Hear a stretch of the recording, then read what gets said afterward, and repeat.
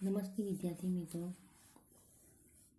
બીજી same 5 CC 508 સાહિત્ય વિવેચના સિદ્ધાંતો એમાં એકમ 2માં બીજો પ્રશ્ન ચલાવીએ આપણે. તો સાહિત્યના વિવિધ પ્રયોજનો દર્શાવી તેમાં સર્વોચ્ચ પ્રયોજન કયું અને શા માટે તે સ્પષ્ટ કરો. અથવા તો એ રીતે પણ પ્રશ્ન પૂછાય.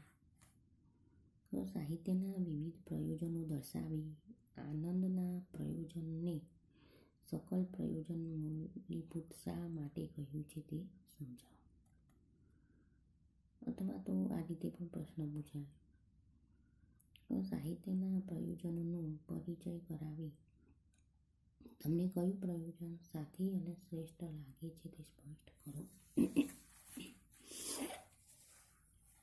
સાહિત્યના વિવિધ પ્રયોજનોનું મુખ્ય ગુણ દ્રષ્ટિએ ચર્ચા કરો. સાહિત્ય પ્રયોજનો તો માનવ જગતમાં સાહિત્ય સર્જનની જે પ્રવૃત્તિ યુગોથી ચાલતી આવી છે. સાહિત્ય સર્જનની આ પ્રવૃત્તિ પાછળ શા પ્રયોજનો હશે? સાહિત્યકાર સાહિત્ય સર્જન કરવા માટે કેમ પ્રેરાતો હશે? વ્યવહાર જગતના માનવી હર કોઈ પ્રવૃત્તિ પાછળ કોઈને કોઈ પ્રકારનું પ્રયોજન અવશ્ય હોય છે. તો સાહિત્યકારની આ સર્જન પ્રવૃત્તિ પાછળ કંઈક પ્રયોજન હોય તે સ્વાભાવિક છે.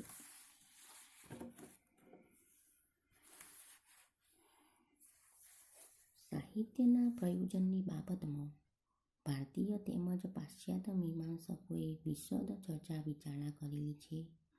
તેના તારણ રૂપે કાવ્ય પ્રકાશ મમ્મટ કાવ્યના નીચે પ્રમાણે 6 પ્રયોજનો ગણાવે છે. કાવ્યમ યસ્ય અર્થકૃતે વ્યવહાર વિદે શિવેતરક્ષતે સદન પરિનિવૃત્તયે ક્રાંતા સંતો કદેશ યુજે. કાવ્ય પ્રકાશ કાવ્ય યશ માટે, અર્થ પ્રાપ્તિ માટે, અમંગળના નિવારણ માટે,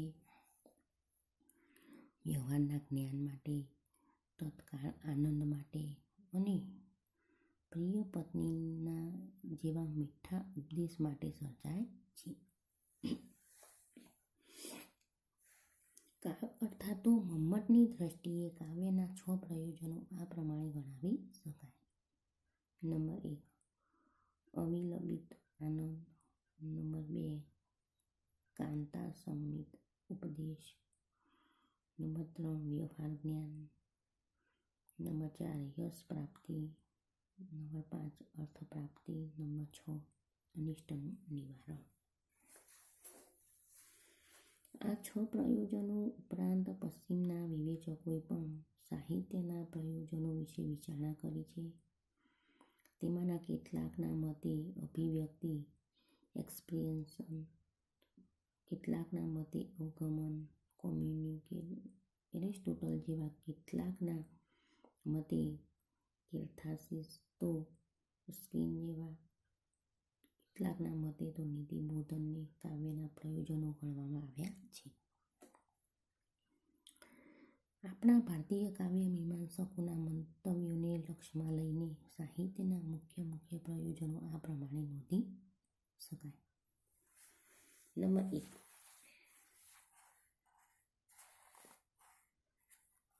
તત્કાળ મળતો અલૌકિક આનંદ. સાહિત્યનું મુખ્ય પ્રયોજન સૌંદર્ય નિમિત્ત દ્વારા વ્યવહાર જગતની ભિન્ન કોટીની અલૌકિક આનંદ આપવાનું છે. સાહિત્યના જે અનેકવિધ પ્રયોજનો ગણવામાં આવ્યા છે તેમાં તત્કાળ પ્રાપ્ત થતા વિલક્ષણ આનંદને સર્વોચ્ચ પ્રયોજન તરીકે ગણવામાં આવ્યું છે. સર્જક જ્યારે સંવેદન અનુભવે છે ત્યારે તે પોતાના અનુભવને કલાકૃતિ દ્વારા અભિવ્યક્ત કરવા પ્રવૃત્ત બને છે. પોતાના આ અનુભવને કલાકૃતિમાં રજૂ કરતી વખતે તે વિલક્ષણ પ્રકારનો આનંદ અનુભવે છે. તે રીતે ભાવક પણ જ્યારે સાહિત્ય કૃતિ વાંચે છે ત્યારે તે પણ એવો જ અલૌકિક આનંદ પામે છે. આમ સાહિત્ય નિર્માણની પ્રવૃત્તિ તેના સર્જક અને ભાવ બંનેને નિરંતિશય આનંદનો અનુભવ કરાવે છે. પાશ્ચાત્ય વિવેચકોએ પણ આવા અવલંબિત આનંદને ઇમિડિયેટ પ્લેઝર કહ્યું છે અને આ પ્રયોજન સર્જક અને ભાવક બંને પક્ષને લાગુ પડે છે.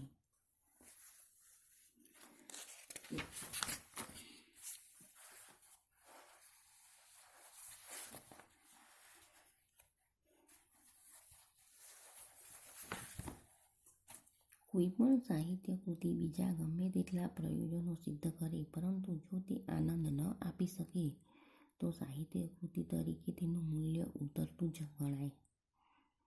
બીજી રીતે કહીએ તો કાવ્ય સર્જન દ્વારા કવિને પોતાનો અને તેના અનુભાવન દ્વારા ભાવકને આનંદ મળે તે જ કાવ્યનું મુખ્ય અને સર્વોચ્ચ પ્રયોજન છે.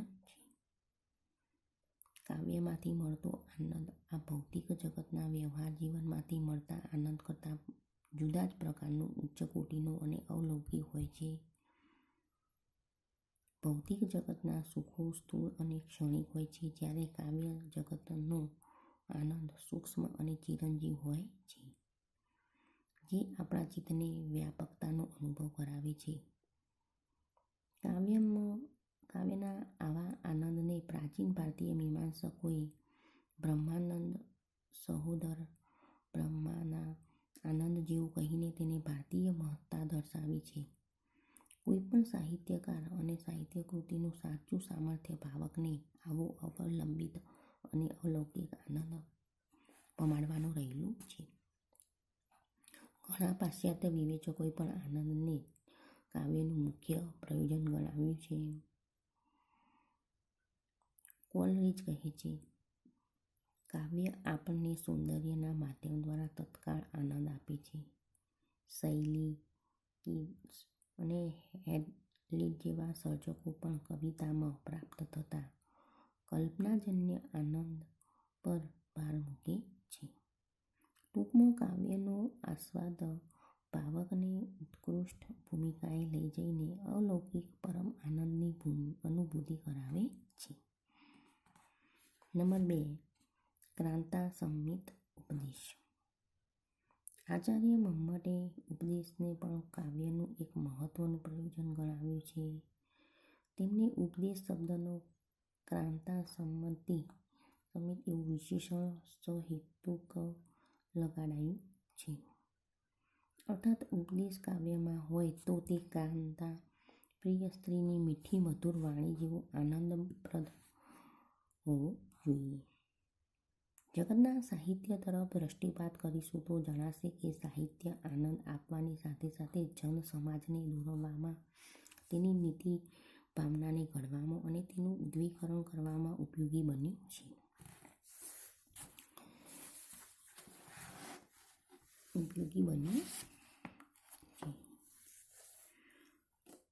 સાહિત્ય આપણને આનંદ આપવાની સાથે સાથે બોધ અને માર્ગદર્શન પણ આપે છે. ભારતીય મીમાંસકો કહે છે કે કાવ્યમાં બોધ હોય તો તેને વાંધો નથી, પરંતુ મહત્વની શરત તો એ છે કે સાહિત્યમાં બોધ પ્રિયતમાની મીઠી હિતાથી વાણીને પેઠે અપાયેલો હોવો જોઈએ. ઉપદેશ કે બોધ 3 પ્રકારે અપાતો હોય છે: પ્રભુ સમિત, મિત્ર સમિત અને કાંતા સમિત. પ્રભુ સમિત ઉપદેશ શાસ્ત્રો, રાજા, માલિક કે ગુરુની આજ્ઞા જેવા હોય છે, જેનું પાલન પ્રશ્ન કે શંકા કર્યા વગર કરવાનું હોય છે. મિત્ર સમિત ઉપદેશમાં સલાહ હોય છે, પરંતુ માણસને સલાહ રુચિકર લાગતી નથી. વળી મિત્રની સલાહ પાળવાનું બંધન હોતું નથી, તેથી તો તેનો અમલ કરવો જરૂરી બનતો નથી. કાંતા સંમિત ઉપદેશ આ બંનેથી જુદા જ પ્રકારના હોય છે. પ્રિયતમની રીત આ બંને કરતાં અનોખી જ હોય છે. તેની મીઠી મધુર અને હિતકર વાણીમાં આનંદ વ્યાપક રૂપે અનુભવાય છે. તેમાં ઉપદેશ સીધો પ્રગટ થતો નથી, તેમ છતાં તે વધારે કાર્ય સાધક નીવડે છે. એટલે જ સાહિત્યમાં ઉપદેશ હોય તો તે કાંતા સંમિત એટલે કે પ્રિય પત્ની કે પ્રિય માની વાણી જેવું પરોક્ષ રીતે રજૂ થયેલું હોવું જોઈએ એમ કહેવામાં આવ્યું છે. બીજી રીતે કહીએ તો સાહિત્યમાં ઉપદેશ હોવો જોઈએ એવો આગ્રહ રાખી શકાય નહીં. સાહિત્યમાં આનંદ એ અનિવાર્ય પ્રયોજન અને મુખ્ય શરત છે, પરંતુ ઉપદેશ એ સાહિત્યનું અનિવાર્ય પ્રયોજન ગણાય. આનંદને મુકાબલે ઉપદેશ એ સાહિત્યનું પૂર્ણ પ્રયોજન છે એમ કહી શકાય. એથી સાહિત્યમાં ઉપદેશ આનંદને ભોગે આવી શકે નહીં.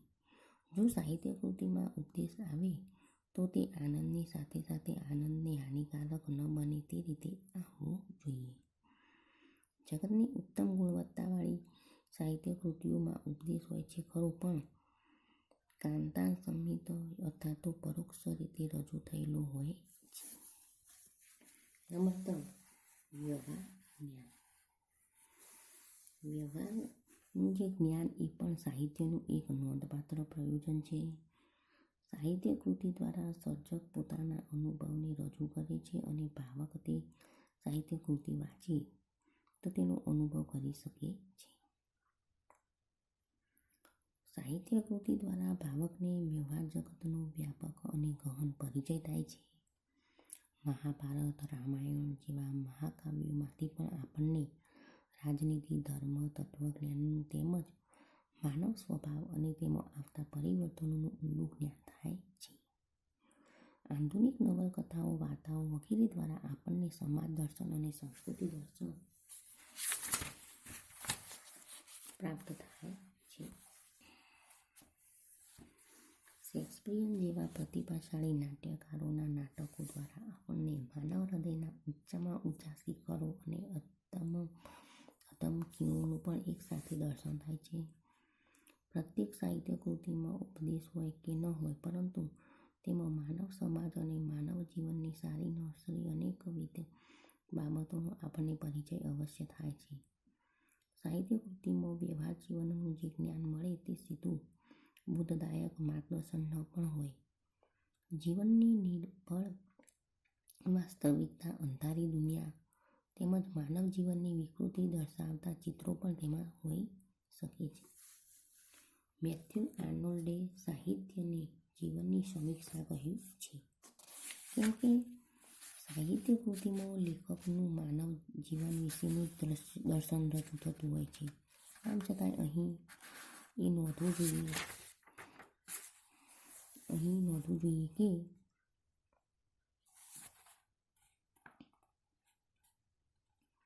વાસ્તવિક અંધારી દુનિયા તેમજ માનવ જીવનની વિકૃતિ દર્શાવતા ચિત્રો પણ તેમાં હોઈ શકે છે. મેથ્યુ આર્નોલ્ડે સાહિત્ય જીવનની સમીક્ષામાં કહ્યું છે, કેમ કે સાહિત્ય કૃતિમાં લેખકનું માનવ જીવન વિશેનું દર્શન રજૂ થતું હોય છે. આમ છતાં અહીં નોંધવું જોઈએ કે સાહિત્યમાં એક સાથે બધું જ્ઞાન આપી દેવાનો પ્રયત્ન ન થાય તે જ ઇષ્ટ છે. સાહિત્ય એ જ્ઞાનકોશ નથી, પરંતુ કલાકૃતિ છે, અને તેથી જ તેમાં વ્યવહાર જ્ઞાન પણ આનંદનો ભોગે અપાય તો તે સાહિત્ય કૃતિને હાનિકારક નીવડે છે. યશ પ્રાપ્તિ. તો યશ પ્રાપ્તિને પણ સાહિત્યના વિવિધ પ્રયોજનોમાં એક પ્રયોજન ગણવામાં આવ્યું છે. કવિ કાલિદાસે, ભવભૂતિ, શેક્સપિયર વગેરે અનેક કવિઓને પણ કવિ કીર્તિ પ્રાપ્ત થઈ છે, અને આજે પણ આપણે ગુજરાતના, ભારતના અને વિશ્વના અનેક સાહિત્યકારોને યાદ કરીએ છીએ જે તેમને મળેલી કીર્તિના પુરાવારૂપ છે. આમ સાહિત્યના સર્જન માટે સર્જકમાં કીર્તિ પ્રાપ્ત કરવાની ઝંખના અને ઈચ્છા પણ એક નોંધપાત્ર પરિબળ છે. આમ છતાંય આપણે એ પણ નોંધવું જોઈએ કે કોઈ પણ સર્જકનું સાર્થક્ય માત્ર કીર્તિ મેળવવામાં જ રહેલું નથી. સાહિત્યકારમાં યશ મેળવવાની આકાંક્ષા હોય એ સ્વાભાવિક છે, પરંતુ તેની પોતાની અંદર રહેલી જે સર્જન માટેની અદમ્ય ઈચ્છા જ તેને સાહિત્ય સર્જન તરફ દોરી જાય છે. એટલે યશ પ્રાપ્તિ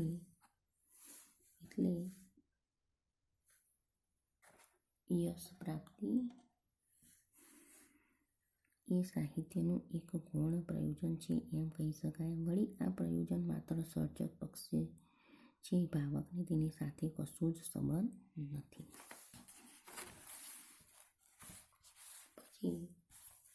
નંબર 5 અર્થપ્રાપ્તિ. આચાર્ય મમ્મટે અર્થપ્રાપ્તિને પણ સાહિત્યનું એક પ્રયોજન ગણાવ્યું છે.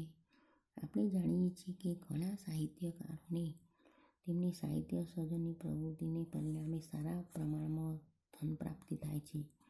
કવિ બાણની જેમ રાજા હર્ષ તરફથી પણ તેમ બીજા અનેક કવિઓને અન્ય રાજાઓ તરફથી ધન પ્રાપ્ત થયાના અનેક દાખલા છે. આજે પણ ગુજરાતના અને ભારતના અનેક સાહિત્ય સર્જકો સાહિત્ય નિર્માણ દ્વારા સારા પ્રમાણમાં અર્થપ્રાપ્તિ કરતા હોય છે. ઉચ્ચ કોટીનું સાહિત્ય સર્જન કરવા માટે પ્રતિવર્ષ ભારતમાં એક સાહિત્યકારને જ્ઞાનપીઠ એવોર્ડ આપવામાં આવે છે, જેમાં 2 લાખ રૂપિયાનો પુરસ્કાર તેને અપાય છે.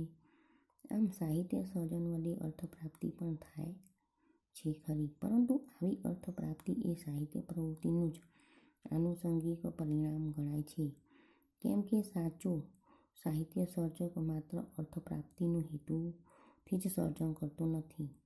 આથી ધન પ્રાપ્તિ પણ સાહિત્યનું જ ગૌણ પ્રયોજન છે અને તે માત્ર સર્જક પક્ષે છે તેમ કહી શકાય.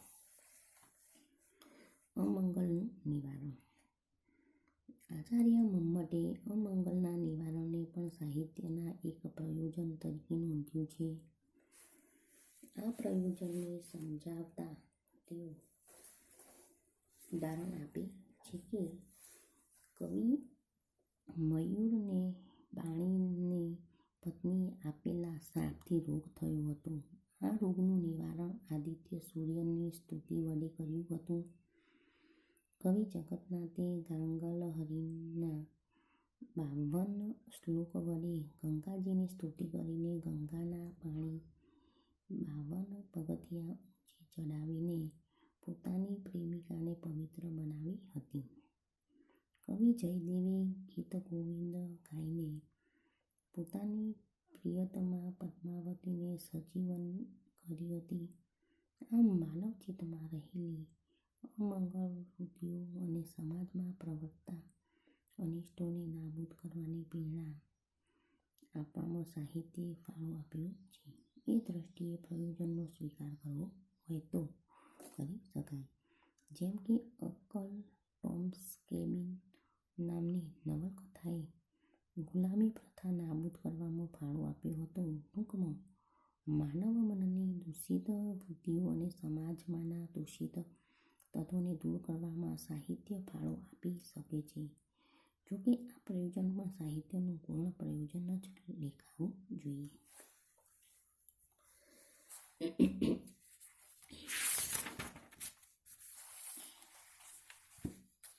અન્ય પ્રયોજનો. પાશ્ચાત્ય વિવેચકોના મંતવ્ય પ્રમાણે પશ્ચિમના વિવેચકો અને કવિઓએ પણ સાહિત્યના કેટલાક પ્રયોજનો દર્શાવ્યા છે. એમાં કેટલાક માત્ર અભિવ્યક્તિ એક્સપ્રેશનને જ કાવ્યનું પ્રયોજન ગણાવે છે. તેઓ કલા ખાતર કલાના હિમાયતીઓ હોય છે. ફરી કેટલાક અવગમનને સાહિત્યનું પ્રયોજન ગણાવે છે. પ્રગતિશીલ સર્જકો અને વિવેચકો એમ માને છે કે સર્જકનું કાર્ય માત્ર સર્જન કરવાનું જ છે. સર્જક જે સંવેદન અનુભવે છે તેની કલાત્મક અભિવ્યક્તિ સંતાય એટલે જ એનું કાર્ય પૂર્ણ થયું ગણાય. પોતાનો આ અનુભવ ભાવક સુધી પહોંચે કે ન પહોંચે તેની સાથે કવિને કશી જ નસીબત નથી એમ તેઓ માને છે. તો બીજી બાજુ કેટલાક સર્જકો અને વિવેચકો માને છે કે સર્જકને થયેલ અનુભવની માત્ર અભિવ્યક્તિ થાય એટલું જ પૂરતું નથી, પરંતુ એ અનુભવ સાહિત્ય કૃતિ દ્વારા ભાવકના ચિત્ત સુધી પહોંચે એટલે તેને અવગમન કે પ્રત્યાયન થાય તે અત્યંત આવશ્યક છે. પ્રોફેસર અબરક્રોમ્બી પ્રત્યાયનને સાહિત્યનું અનિવાર્ય પ્રયોજન ગણે છે. આમ છતાંય પ્રત્યેક સાહિત્યકાર પોતાની પ્રતિભા વડે કલાત્મક સાહિત્ય સર્જન કરે તે જરૂરી છે. તેનું સર્જન અધિકારી ભાવક સુધી પહોંચે તે સારી વાત છે, પરંતુ તે ન પહોંચે તેમાં ભાવકની રુચિ મર્યાદા પણ કારણભૂત હોય તો તેમાં સર્જકને કે તેની કૃતિનો દોષ ન ગણાય. એરિસ્ટોટલ કેથાર્સિસને પણ કાવ્યનું પ્રયોજન ગણાવ્યું છે. જેમ કે હરડે જેવું ચૂર્ણ મળ વિસર્જન દ્વારા પેટને શુદ્ધ કરે છે, તેવી જ રીતે સાહિત્ય ભાવકના ચિત્તની ભય, ચિંતા વગેરે લાગણીઓનું શુદ્ધિકરણ કરે છે, જેને એરિસ્ટોટલે કેથાર્સિસ એવું નામ આપ્યું છે. તેની દ્રષ્ટિએ સાહિત્ય ભાવકની લાગણીઓનું કેથાર્સિસ સાધે છે, તો લોન્જાઇન્સે ભાવ્યતાને સાહિત્યનું નોંધપાત્ર પ્રયોજન ગણ્યું છે. રસ્કિન નીતિબોધનને કાવ્યનું સૌથી મહત્વનું પ્રયોજન છે. તો કીર્સને માટે પણ કાવ્યનું પ્રયોજન સત્યને સુંદર રીતે જ રજૂ કરવાનું છે. અંતમાં સાહિત્યના પ્રયોજનો વિશે ભારતીય અને પાશ્ચાત્ય મીમાંસકોના વિચારણાને અંતે એટલું જ કહી શકાય કે સાહિત્યનું અંતિમ અને સર્વોચ્ચ પ્રયોજન તો સૌંદર્ય નિર્માણ દ્વારા અલૌકિક આનંદ અનુભવ કરવાનું જ છે. ઉપદેશ અને વ્યવહારના જ્ઞાન જેવા પ્રયોજનો મહત્વના છે અને સાહિત્ય સાથે જોડાયેલા છે. તેમ છતાં એ બધા જ પ્રયોજનો આનંદના શ્રેષ્ઠ પ્રયોજનની સાથે સાથે ગૌણ રૂપે અને તેના સાહિત્ય રૂપે જ હોઈ શકે નોંધવું જોઈએ. તો આ પ્રશ્ન આપણે અહીંયા પૂર્ણ કરીએ છીએ. બસ.